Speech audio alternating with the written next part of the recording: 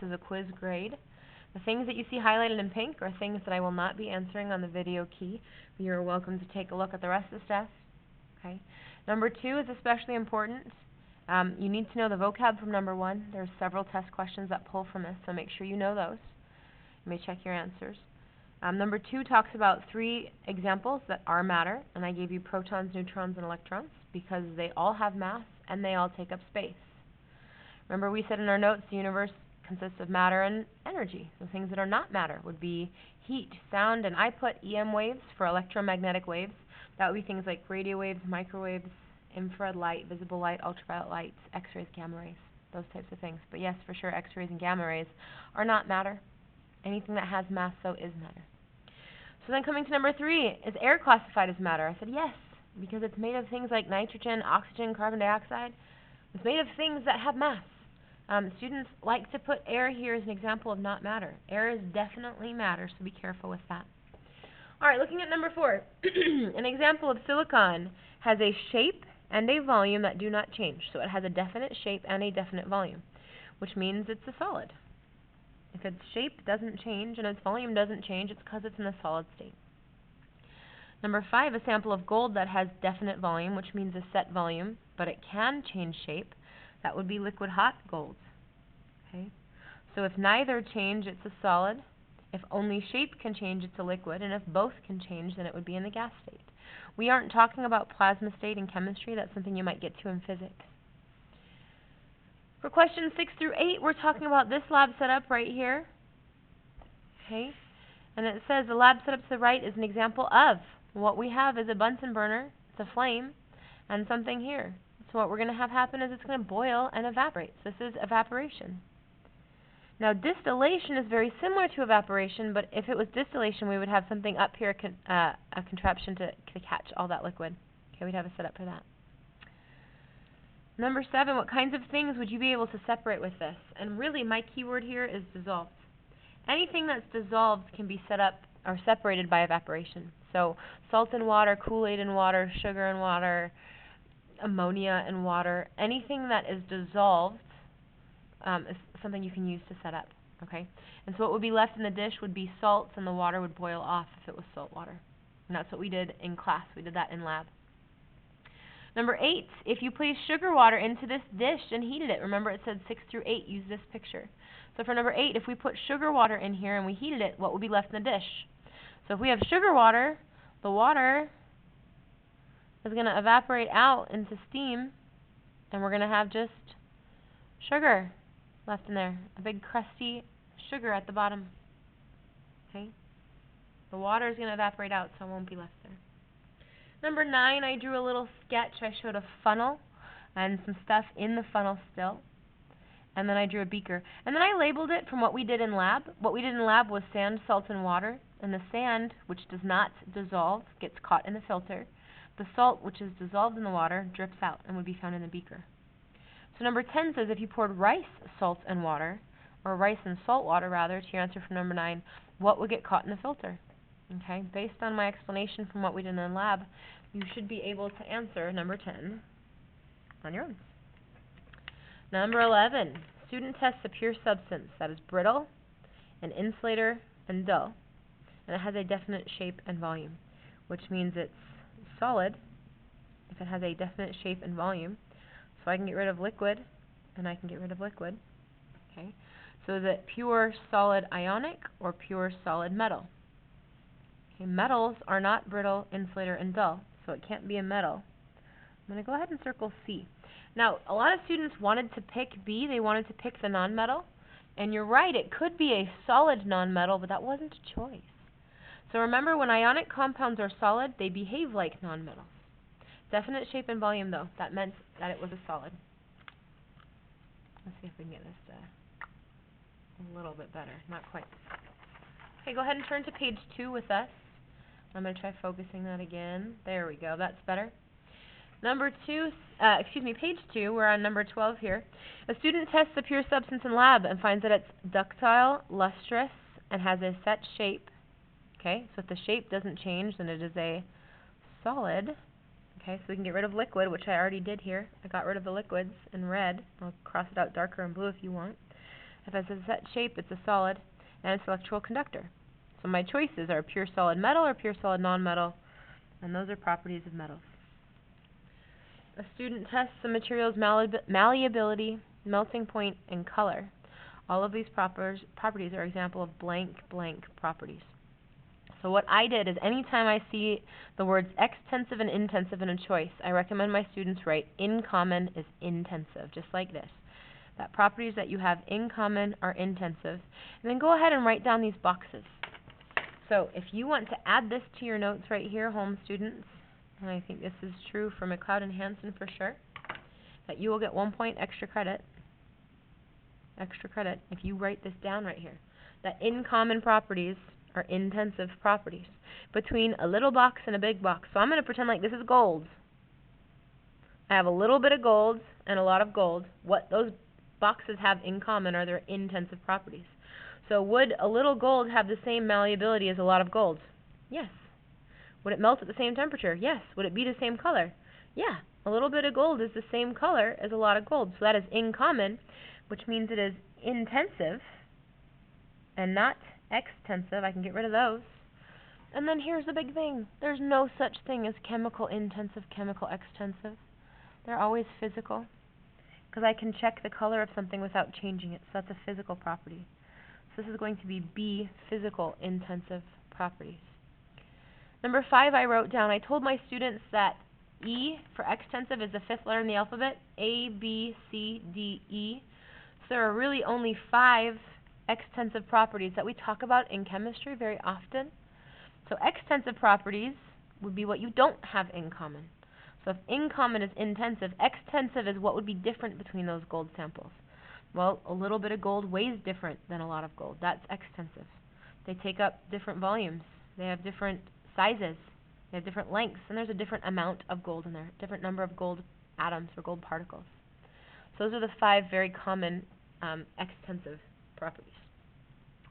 Looking at the list below, I would recommend you go ahead and highlight, or not highlight, but write this down as well. Okay?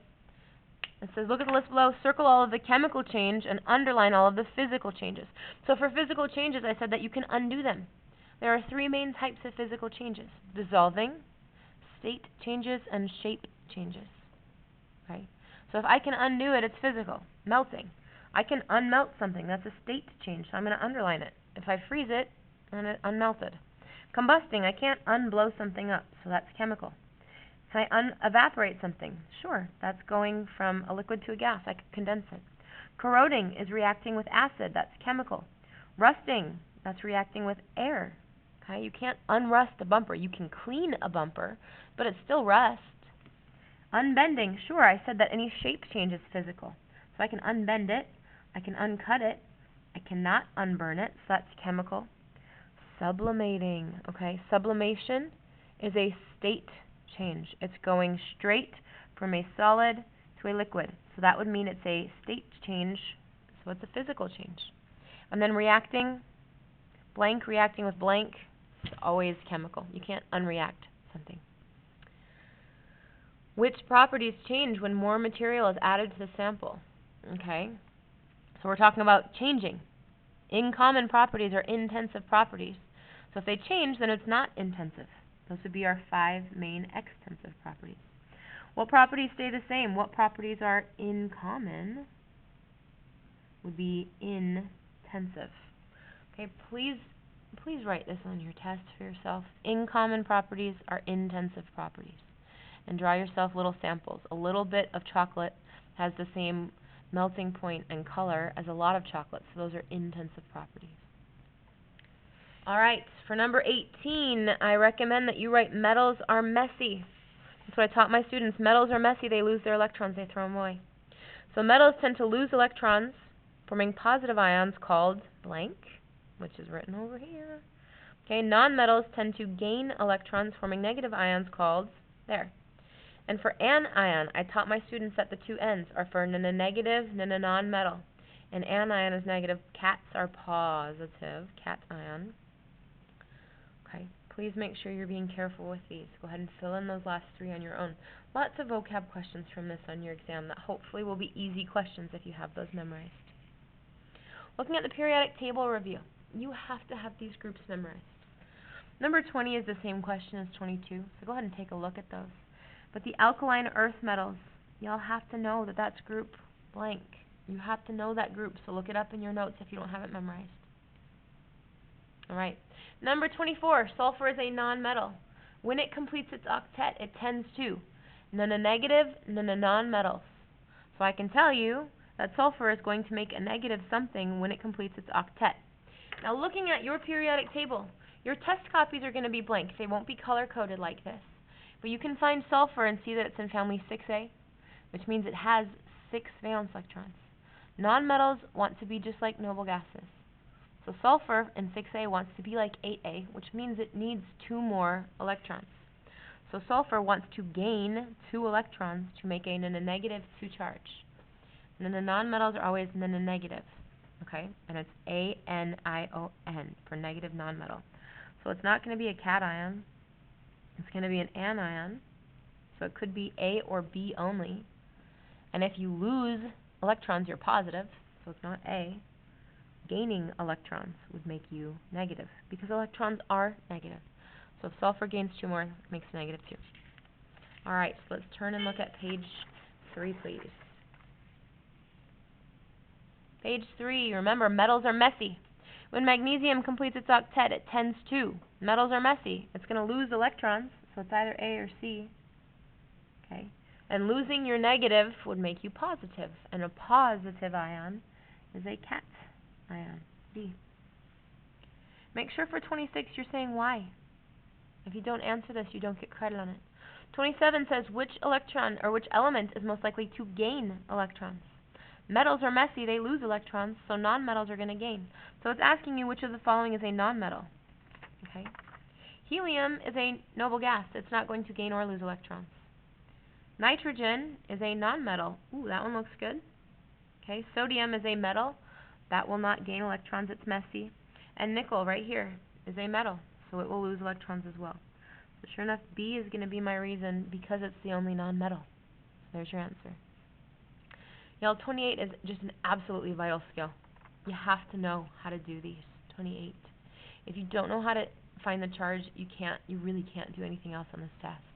So for 1 point extra credit, I'm going to have you write that all of these elements listed here have a set charge, so none of them are going to get Roman numerals if you use them. And non-metals are never going to get Roman numerals, so that should be pretty obvious. But all of the metals listed here are going to be positive cations that don't change. You have to know how to find the charges. So, the A groups, 1A, 2A, 3, 4, 5, 6, 7, 8A, always keep the octet rule. So my metals in the A groups are going to react to lose electrons, all of their valence electrons. So family 1A will lose 1 electron, like lithium, okay? Or like potassium, right here. It's going to lose 1 electron and be a positive 1. Strontium here in family 2 is going to lose 2, both of its valence electrons, and make a positive 2 because it lost 2 negatives. Silver, zinc, cadmium, aluminum, gallium, indium. This is the one element in group 1B that always makes a plus 1.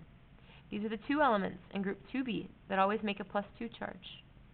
These are the 3 elements in group 3A that always make a plus 3. Okay, so that's how I found those ones. And then for my nonmetals, group 18, like argon and neon, they make a 0 charge. They don't react at all. No charge. Group 7 needs 1 more electron to be just like 8A. So that's where we got this -1 for chlorine. Okay.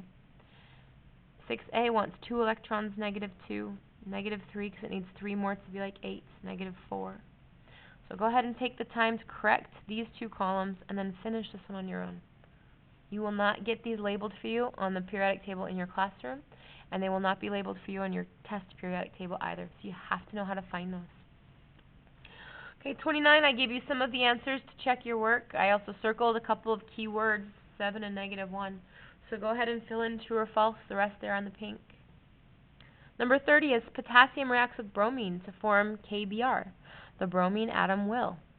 Okay, well, bromine is here on the periodic table, which means it's a non-metal. Okay, metals are messy, they lose electrons. Non-metals are in a negative, they're going to gain electrons. So I don't want to say lose for A and D. I want to say gain for B and C. So I got myself down to two choices. It's either B or C. How many electrons then does bromine want to gain? Bromine has 7 valence electrons because it's in group 7. It only needs one more to be like group 8. So B, bromine is going to gain 1 electron, and it will form a -1 anion when it gains one more negative electron, -1. Okay, write the formulas for the following compounds. Cobalt 2 cyanide, I gave you that one. So let's look. The key for naming is you have to check the last 3 letters. So phosphide. Okay. Writing formulas are 4 steps for formulas. Okay, 4 steps. Step 1 is the symbols. Okay, step 2 is the charges. Step 3 is to crisscross. And step 4 is to reduce and erase. And I'm just going to put R and E, to reduce and erase. Okay. So the symbol for sodium on the periodic table, that's just Na. So I'm going to write down that symbol, Na. Phosphide, ending in the letters I-D-E. Phosphide is not anywhere on this list. Phosphate is and phosphite is. So phosphide is just phosphorus, and the symbol would just be capital P. There's step 1, the symbols. Step 2 is the charges. Sodium's in family 1, so it will always make a +1 charge because it's a messy metal. Phosphorus, right here, is in family 15, so it has 5 valence electrons, and it needs 3 more to get to 8. So it will gain 3 negatives and become a -3. Step 3 then, right here, is to crisscross. A 3 and a 1, and then step 4 is to reduce and erase. So there's nothing to reduce on a 3-to-1 ratio, but I am going to erase that 1, because 1s are always invisible. Na3P, which means it takes 3 sodiums to react with 1 phosphorus. Potassium phosphite, I'm going to write the symbols, K for potassium. Phosphite is not phosphorus like it was in 32. Phosphite, I-T-E, is parentheses, P-O-3 parentheses. We're going to copy this exactly from the periodic table here. P-O-3, and it makes a -1 charge, a -3 charge, according to the periodic table. Let me fix that real quick. I got ahead of myself there. Okay. Phosphite makes a -3 charge. And I know that because it told me right on my list of common polyatomic ions, right on my reference sheet. Potassium's in family 1, so it makes a +1. And then make sure when you crisscross, you're doing it around the parentheses. So in front of the parentheses and behind the parentheses. So my final answer will be K3, parentheses, PO3, parentheses, and then an invisible 1. Go ahead and do copper 1 hydroxide on your own.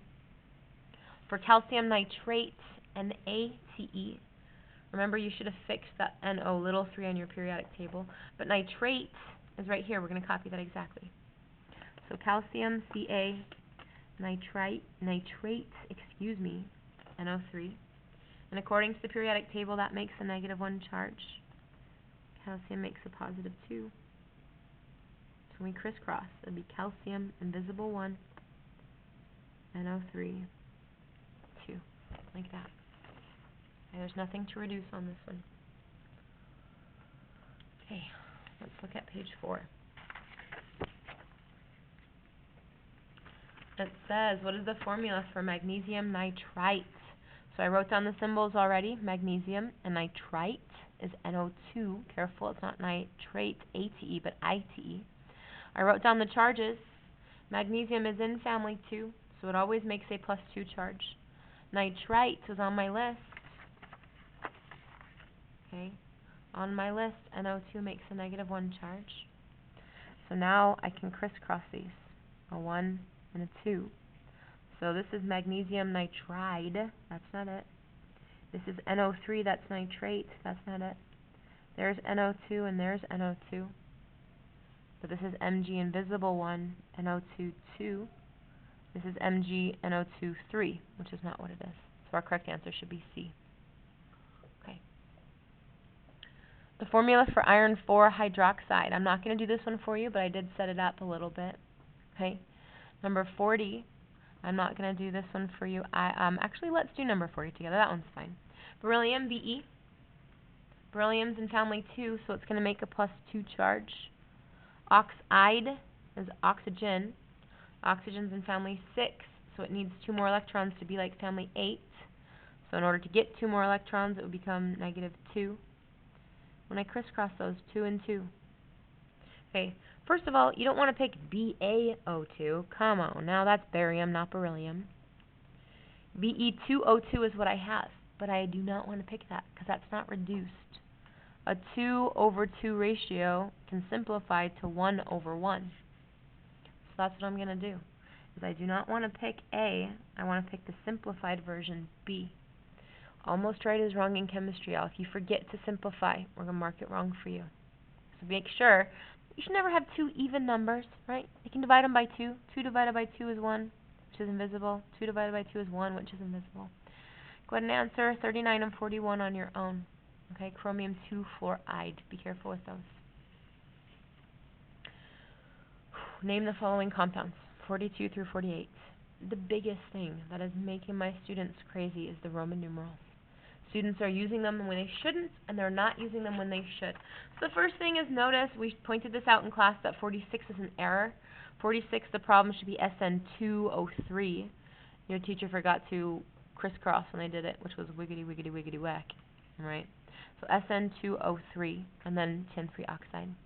So Roman numerals. I did not use a Roman numeral for number 42. I just said sodium nitride, because sodium's in family 1, which means it always makes a +1. So calling it sodium 1 nitride is redundant. Sodium does not get a Roman numeral. Calcium and phosphorus. Be careful with number 43 for the same reason. Let's look at 44 together then. PT is right down here. I know students are struggling to find it. It's platinum. Okay, like yes, you make gold or rings, out of platinum instead of gold. Platinum. I'm going to write down platinum, and I'm going to try and spell it right. A-T-I-N-U-M. Now, platinum is in group 10B or group 8B, depending. It's a B group, and it's not in my exception. So remember, only the ones in orange do not get Roman numerals, and this will not be marked on test day. You need to know these ones. So platinum is not an exception, which means it has to have a Roman numeral when I name it. Platinum blank. And then anytime I see parentheses, I know I need to look at my list of common polyatomics. Okay. And SO4 is way down here. SO4 sulfate. And I'm going to copy that exactly. I'm not going to change it. So I'm going to go S-U-L-F-A-T-E. Platinum blank sulfate. Now, the Roman numeral is going to tell me the charge. So in order to find the charges, I'm going to take those invisible subscripts before and after the parentheses. There's nothing written there, so I know that it's an invisible 1 and invisible 1. And I'm going to uncrisscross them. 1 and 1. So it's always positive first, negative second. Now I have 3 choices really. I can leave those the same and use 1s as my charges. I can double them to 2s, or I can triple them to 3s. How do I know which one to do? You check the anion. So SO4. I'm going to come down here on my list. SO4 in reality makes a -2. So these 1s are incorrect. I have to double those. So I'm going to change this to a -2 and a +2, which means, according to my work, platinum's making a +2 charge. So I call it platinum making a 2 charge. Sulfate. Platinum 2 sulfate. Okay. Silver is the 1 in 1B that always makes a +1, so it does not get a Roman numeral. If you put silver 1 iodide, you were wrong. Okay.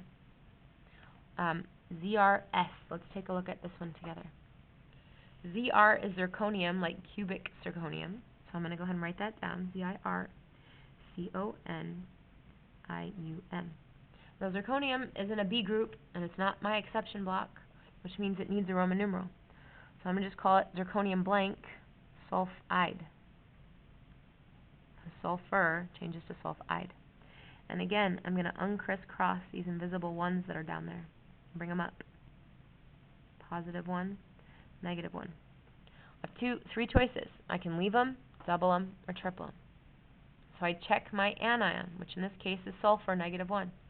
Does sulfur really want to make a -1 charge? Well, no, it doesn't want 1 electron. That would make it like 7A. It wants 2 electrons to be like 8A. So I'm going to double those to -2 and +2, which means zirconium is making a +2. So I call it zirconium-2 sulfide. Okay. Take a look down here. This is what it looks like as multiple choice. Pay close attention to details, right? What's the name of the compound? Ga is gallium, and that's there for all of them. We're going to find gallium on the periodic table. Gallium is one of the 3 that always makes a +3 in group 3, which means it never gets a Roman numeral. So immediately I can get rid of choices B and D, and I'm at 50-50. So do I want to call this gallium phosphide or gallium phosphate? And so I look it up on the periodic table, my list. PO4 down here is phosphate. So I'm going to pick the 8 and get rid of choice A, gallium phosphate. Okay? As long as you're paying attention to details and you're eliminating the wrong answers, multiple choice should be easier. What's the name of the compound? KClO3. I picked this one already for you, potassium chlorate. So be careful. You had chlorite, chloride, chlorate, and hypochlorite. So really it's those endings of those names that sound almost the exact same that are making a difference, because ClO3 is chlorate. That's why I picked it. Number 21. Strontium is Sr. So we're going to find it on the periodic table. It's right here. Strontium is in group 2, which means it always makes a +2, which means it never needs a Roman numeral. So I do not want to pick choice A. Okay. So my choices then are strontium bromine, strontium bromide, and strontium dibromide. Well, Br is bromine, but I have to change the ending to ide, so I don't want to pick B. This dibromide stuff, we haven't even done any prefixes yet. We'll do that in Unit 6. So strontium bromide with no Roman numeral. Okay, A is almost right, strontium 2 bromide, but almost right is wrong. C. Number 52 is going to be very similar to what we did up here on 47. So take a look. Okay, 52. I'm going to let you guys do that one on your own.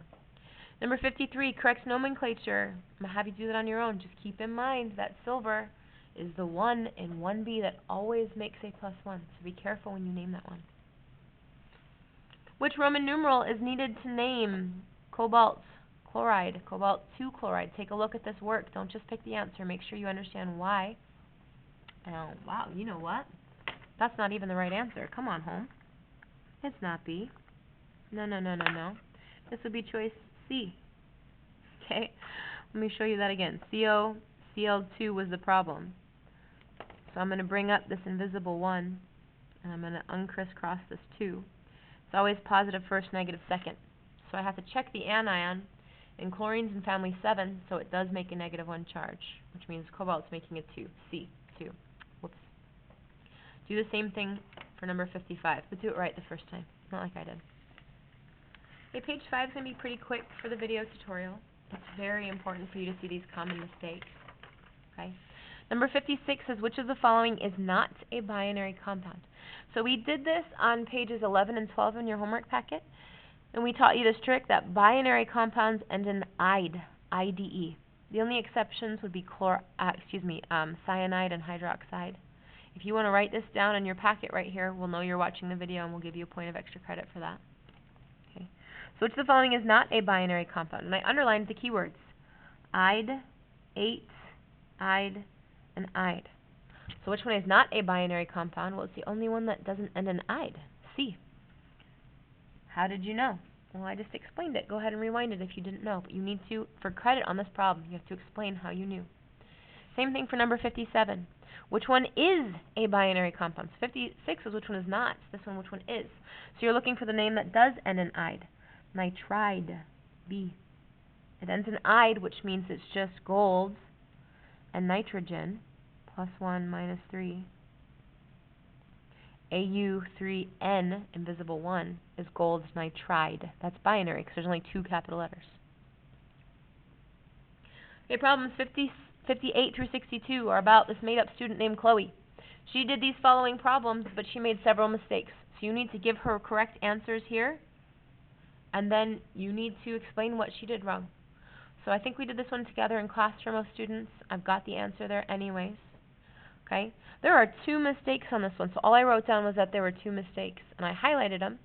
The correct answer should have been nickel 2, chlor 8, because nickel requires a Roman numeral. It's not one of the ones that we highlighted in orange. Nickel needs a Roman numeral. And then chloride is not ClO3. ClO3 is 8. Okay? I'm going to have you do number 60 all by yourself. Okay? For number 61, if you want to write down wiggity wiggity wiggity whack for a point of extra credit, you are welcome to. Because Chloe was wiggity wiggity wiggity whack here. She forgot to crisscross. Barium phosphate. Okay, a couple mistakes actually. 2 mistakes here. Okay, barium, the symbol for barium is Ba. The symbol for phosphate is not P. P is phosphide. Phosphate here is parentheses PO4 parentheses -3. So I'm going to copy that down exactly like this. PO4 -3. And then I'm going to look up barium on the periodic table. Find that it's in family 2. It's an alkaline earth metal, which always makes +2 charges.